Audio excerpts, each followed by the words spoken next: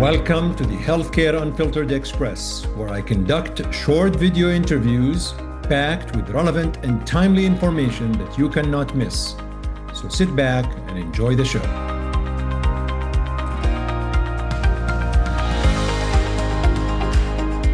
So really excited about today's show because I got to know Primum and Erica, the CEO of Primum, over the past year. And I was really fascinated, not just by the platform, but frankly by the idea, Erica, that you just came up with and trying to figure out how to really help community oncologists, fellows, and everybody who really has a question at the point of care. So I appreciate you coming on the show. We'll do a little bit of intros. And then, of course, Matt Kurian, who's been on the show talking about breast cancer, and he's going to make an intro. But I really thought having you both together on the show is going to be a very good show for a lot of folks who are curious about, I would say, consulting in the age of AI and in 2025, 2026, and beyond. So, Matt, let's just start with just a quick intro as to who you are and what you do. Yeah, thanks. Thanks, Shai, for having me on again. My name is Matthew Kurian. I'm a breast medical oncologist at St. Elizabeth's Healthcare in Edgewood, Kentucky. I practice in the community, but I am a breast subspecialist as well, too, and happy to be back. Excellent. So you haven't messed up the first time before. That's I guess so. I didn't basically mess up this the first means time, you've so done okay. So keep that's this fair. streak so I can bring you back the third time, okay? Otherwise you're in trouble. Erica, it's your first time on my show, so I'm I very know. excited to have you on. Maybe a quick intro about you. Thanks, Chadi. I'll try to do well so you have me back. So I'm Erica Conroy. I am the CEO of Primum, and we'll talk about that in a little bit. It's an oncology network that connects oncologists across the country for informal consults. By background, I actually started off as a scientist, OChem, for everyone out there. So I have my PhD in chemistry and really just very passionate in oncology space. Both parents, unfortunately, have dealt with cancer. My dad's going through multiple myeloma right now. And so it was just finding Primum was sort of, as I would say, kismet. Pleasure to be here. Well, thank you. I mean, I think the purpose of this is just we all know we're bombarded with information. I mean, I was just at ESMO where I'm going to with ASH. We have again SOGI, all of this information. There's a plethora of this information, and I think it's fair to say that we all are trying to keep up to date to make sure that we are staying current to help patients and families and so on. And Erica, I don't want to put words in your mouth, but it seems to me that this was the catalyst that made you decide, you know what, there's something here. We need to actually have an entity that is addressing this. Tell us about what brought this, what the backstory that led to the foundation of Primum and what Primum is doing. Yeah, I mean, I was thinking about this earlier. I'm not a clinician, but I put my head in, my head in your head, or try to understand what it's like in your space. Is just in the scientific space, things are changing so quickly, right? And it's also very challenging to be a clinician because you have this fear of like, oh, is this a good question? Or should I already know this? This imposter syndrome of like, is this a dumb question? And what I think everyone needs is a really safe place to be able to ask questions of your colleagues when you're not sure, or to get a second pair of eyes. I know that firsthand. If I could have the speed dial of a lot of different startup CEOs available to talk to all the time, I would be engaging in that. And I see that what for Primum is really helping oncologists that are actually making life-changing decisions every day. And with things changing so quickly in the cancer space, particularly for generalist oncologists that are out there treating all different kinds of cancers, they really need a lifeline and a network to support them. And that's what Primum's about. So, we created a place that's exclusive for providers, and they can come on in for free, talk to experts at Dana-Farber, University of Chicago. They can talk to Matt. They can talk to over 110 experts across the country. They can talk to someone, I'm in Ohio, so people at the James or University Hospital or Cleveland Clinic, and it's just a really special place. And for me, it's just been kind of honestly, it's a dream job. And Erica, the how do you let people know about the availability of this platform or Primum? Like how do you disseminate the information? It's a good question. Honestly, historically, it's mostly been word of mouth. The users tell each other, and we've grown that way. But lately, we're closing on about 850 users now. We'll probably have 1,000 by the end of the year. So we're starting to get the word out there and more, through different means today. But historically, it's really just been word of mouth. And my feeling is if we created really good experiences for oncology providers, they're going to tell their peers. And it's just, when you build trust, it naturally grows organically. Yeah, I mean, Matt, I'll ask you in a little bit because I know you use the platform, but I'm still curious, Erica, I mean, that's a lot of users, obviously, I know. with 800, right? Yep. But Yeah. I mean, do you have a sense right now with that many users, how many questions are you getting daily or monthly? Because to me, this tells me whether there was some confusing Oh, situation yeah. that people, right? I mean, so Yeah. are you able to quantify that? Yeah, I mean, it's all really grown organically. So we started off in heme, actually in multiple myeloma, and then started broadening within heme. And then honestly, breast started just growing. We got a couple of different breast experts and started growing organically. And now breast is actually our largest volume. So to give you an idea, and lung, and now we're about 50% solid tumor and heme today, blood cancer. We also have benign heme. And we've had 4,000 inquiries this year versus 2,000 last year. So if anything, there's more confusion and questions than ever this year, and that continues to go up. So like in October, I think we did 500 inquiries, over 500, which was our biggest month ever. Maybe just because it's, right on the heels of ESMO, but particularly after congresses, we'll see, an uptick of inquiries on there.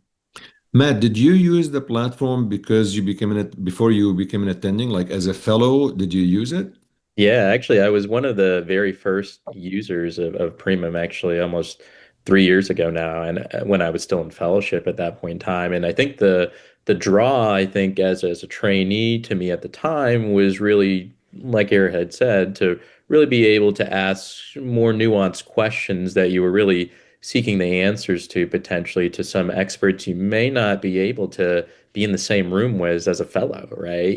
Access to some of these experts is sometimes quite difficult as a trainee to be able to talk and get mentorship from some of those folks and having a direct line to some of these folks and to discuss cases and specific scenarios as well too.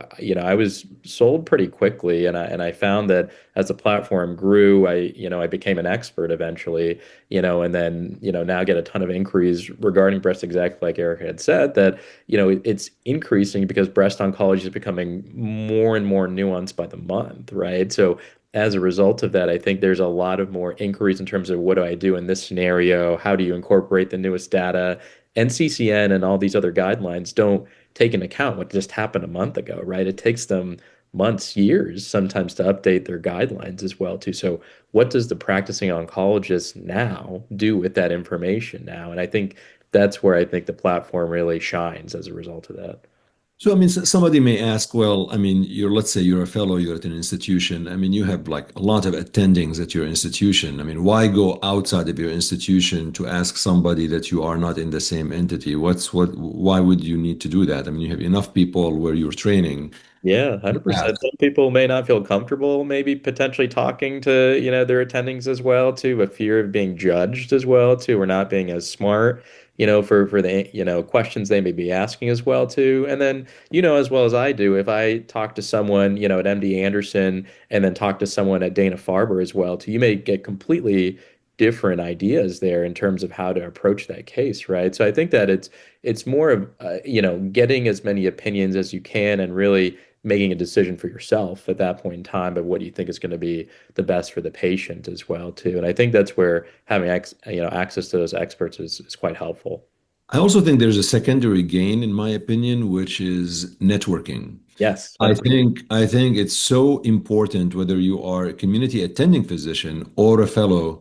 The reality is by establishing that kind of lifeline or a relationship with that individual, networking is everything, man. I mean, if you knowing these people is going to make a huge difference because you just never know, I mean, how this works. So it's really, really, really critical.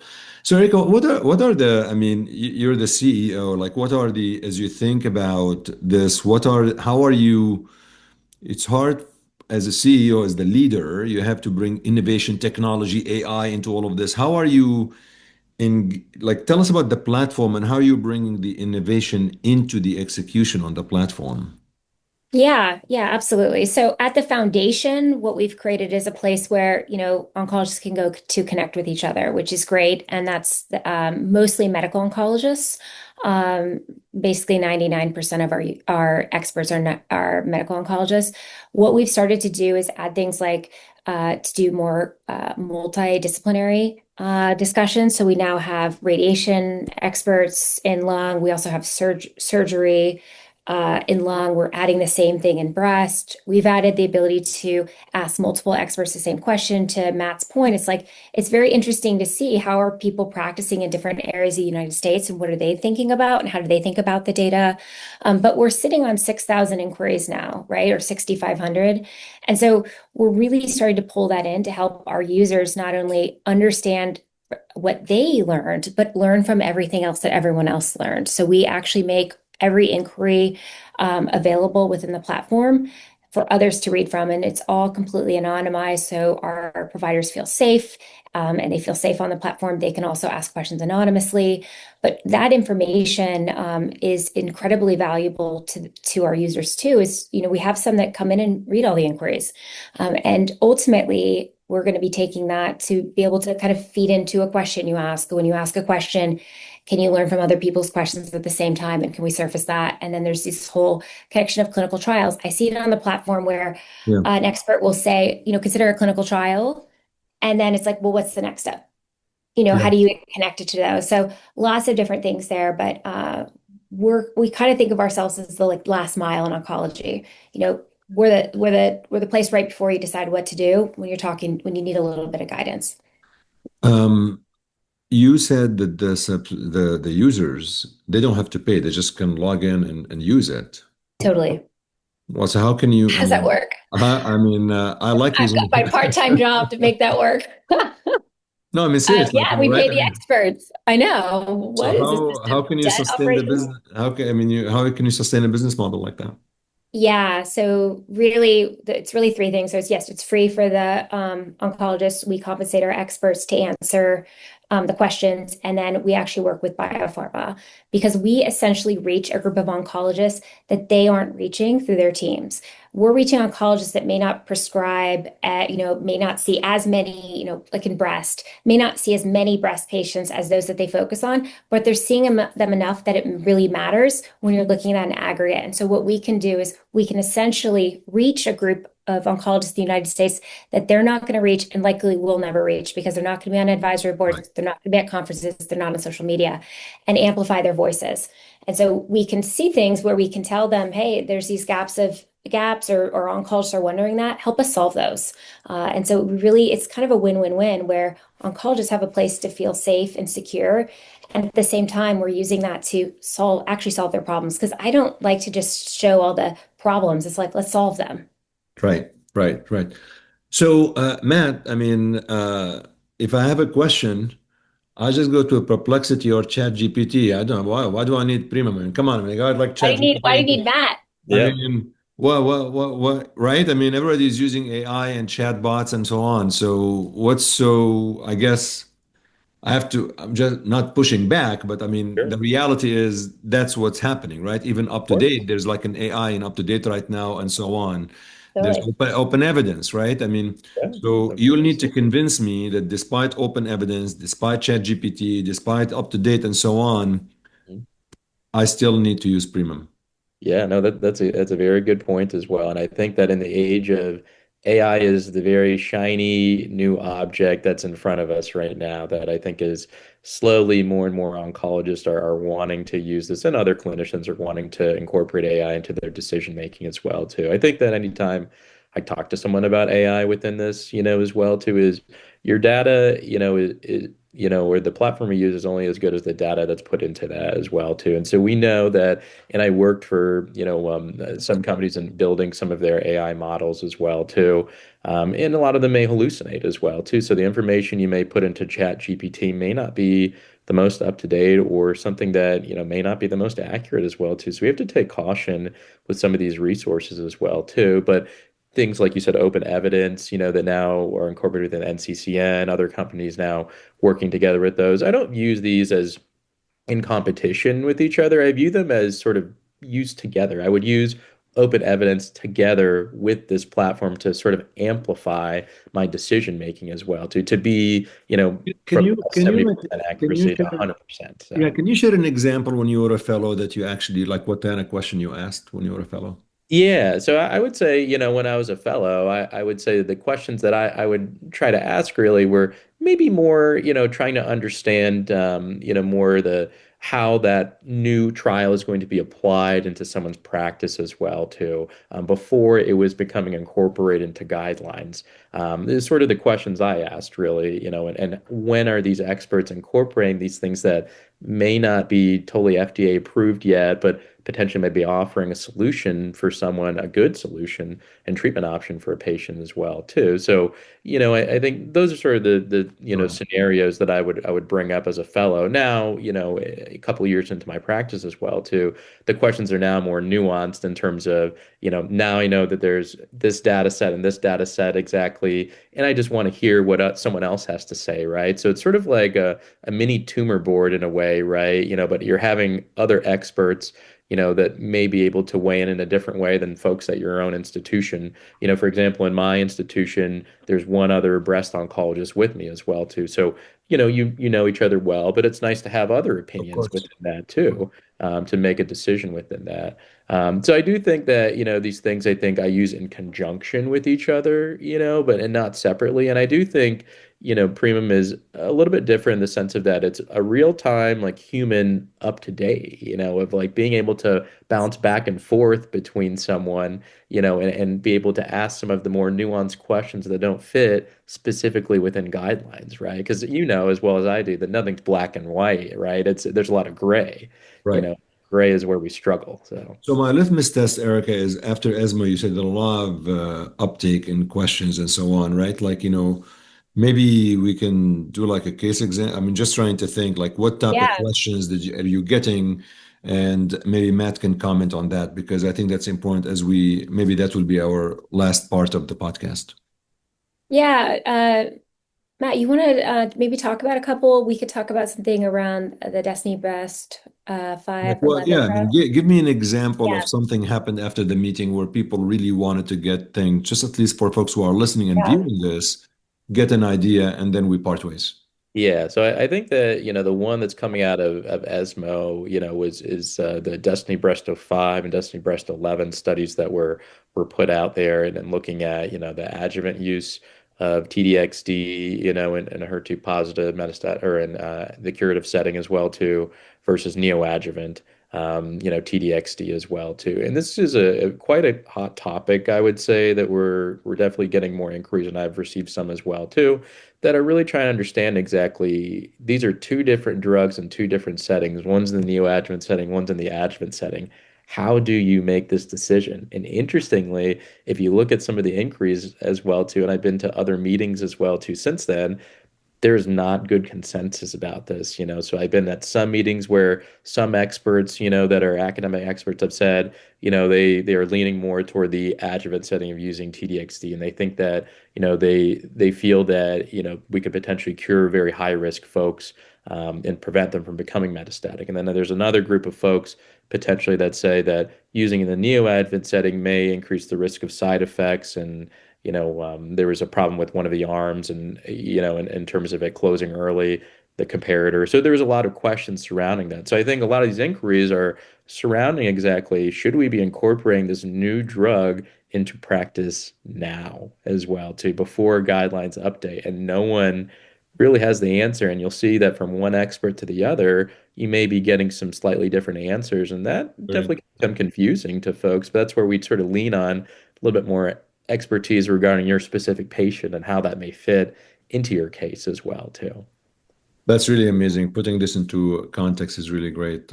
Look, Erica, first of all, congratulations on this. I can see a lot of people really wanting to use it. I think having something that you just immediately get access to and talk to folks that normally you can't get access to, that's really the key, right? You're talking to people that you just not you can't really get to talk all the time, and then probably you meet them in person, in meetings, and so on. Your network is amazing, and Matt is a living example who actually have used this before, and now he's also providing advice to others. I guess before I let you go, just any parting thoughts from you, Erica? I just want to say, I've for two parents have had cancer, being informed is everything. So if you're not confident in what the care you're receiving, or you think there's more questions that your doctor could be getting, let them know. They can go on Primum and at no cost, just, bounce their decisions or your treatment plan off, several experts and get an opinion. And it's okay to ask for that. Something that Matt and I were talking about earlier is just the importance of really getting good testing when you get a new diagnosis. There's so many targeted therapies today, and getting that testing done early and advocating for that. So, I always take it down to the patient too, that, you guys are supporting, and it's an honor to support oncologists that support patients. But for the patients that are listening who have, a loved one going through this, or personally, those are just a couple things I wanted to make sure that you knew were available. Well, Erica Conroy, Dr. Conroy, because the PhD is a doctor, by the way, smarter than me and Matt. And Dr. Kurian, thank you so much for coming on Healthcare Unfiltered Express. Thank you. Thanks, Toddy. Pleasure to be here. Thank you for listening to this edition of the Healthcare Unfiltered Express. Until next time, take care.